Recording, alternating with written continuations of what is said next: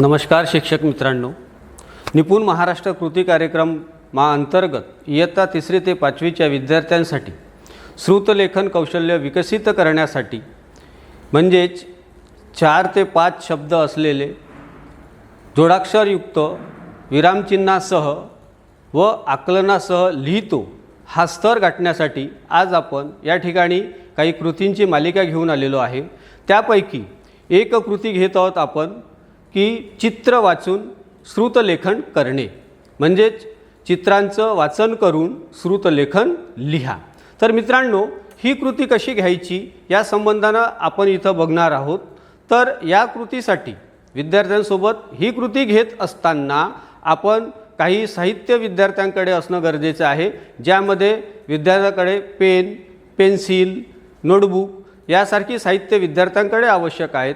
सोबतच शिक्षक या नात्याने आपल्याला काही साहित्य आपण सुद्धा तयार करून ठेवणं किंवा आपल्याकडे उपलब्ध करून ठेवणं गरजेचं आहे, ज्यामध्ये चित्र असतील, मोठे चित्र, छोटे चित्र। या चित्रांच्या अनुषंगाने जसे की बाजाराचं चित्र, रेल्वे स्टेशनचं चित्र, त्याच्यानंतर सहलीचं चित्र, नदीचं दृश्य, अशी विविध चित्रे आपण आपल्याजवळ संग्रहित करून ठेवावी। चित्र संग्रहित करत असताना चित्र रंगीत असावी, चित्र आकर्षक असावी, जेणेकरून विद्यार्थ्यांना चित्रांप्रती गोडी निर्माण होणं गरजेचं आहे। एकदा विद्यार्थ्यांना चित्रांप्रती गोडी निर्माण झाली तर नक्कीच विद्यार्थी चित्रातील घटना, चित्रातील प्रसंग हे बघण्यासाठी उत्सुक होतील। हे झाल्यानंतर आपण काय करायचं आहे की एका विद्यार्थ्याला आपल्या जवळ बोलवायचं आहे। एका विद्यार्थ्याला आपल्या जवळ बोलावल्यानंतर एखादं जे चित्र आहे, जसं मी सांगितलं त्याप्रमाणे मी बाजाराचं चित्र एका विद्यार्थ्याला दाखवतो आहे। बाजाराचं चित्र विद्यार्थ्याला दाखवत असताना मी त्या विद्यार्थ्याला सांगतो की या चित्राचं तू व्यवस्थित निरीक्षण कर। त्या विद्यार्थ्याने त्या चित्राचं व्यवस्थित बारकाईने निरीक्षण केल्यानंतर त्या चित्राच्या माध्यमातून तयार होणारी 4 ते 5 वाक्य आपण विद्यार्थ्याच्या मदतीने लिहून घेऊ। हे काम कोण करणार? तर हे काम शिक्षक आधी करणार, विद्यार्थी वाक्य सांगणार, शिक्षक लिहिणार आणि त्यानंतर विद्यार्थ्यांनी सांगितलेली जी सगळी वाक्य आहेत ही वाक्य शिक्षकांनी इतर विद्यार्थ्यांना सांगायची आणि नंतर ते चित्र दाखवायचं। म्हणजे अशा प्रकारे चित्र दाखवून सुद्धा आपल्याला श्रुतलेखनाची कृती घेता येते।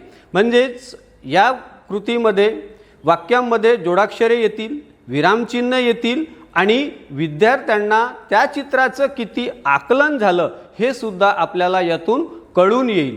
तर अशा प्रकारे ही कृती घेतल्यामुळे विद्यार्थ्यांच्या निरीक्षण क्षमतेचा विकास होतो, विद्यार्थ्यांमध्ये शब्दसंपत्ती वाढते, विद्यार्थ्यांना चिकित्सक वृत्ती तयार होते आणि विद्यार्थी चांगल्या पद्धतीने चित्रांचं निरीक्षण करून श्रुतलेखन लिहिण्याचा सराव करू शकतात। तर शिक्षक मित्रांनो, अशा प्रकारची विविध चित्र प्रत्येक विद्यार्थ्याला दाखवून त्यांच्याकडून त्यांचं निरीक्षण करून घ्या। निरीक्षणाअंती त्या चित्राच्या आधारावर 4 ते 5 वाक्य लिहायला सांगा। वाक्य लिहून झाल्यानंतर प्रत्येक विद्यार्थ्याचे वही तपासा। विद्यार्थ्यांनी जर काही चुका केल्या असतील तर त्या चुकांची दुरुस्ती करा।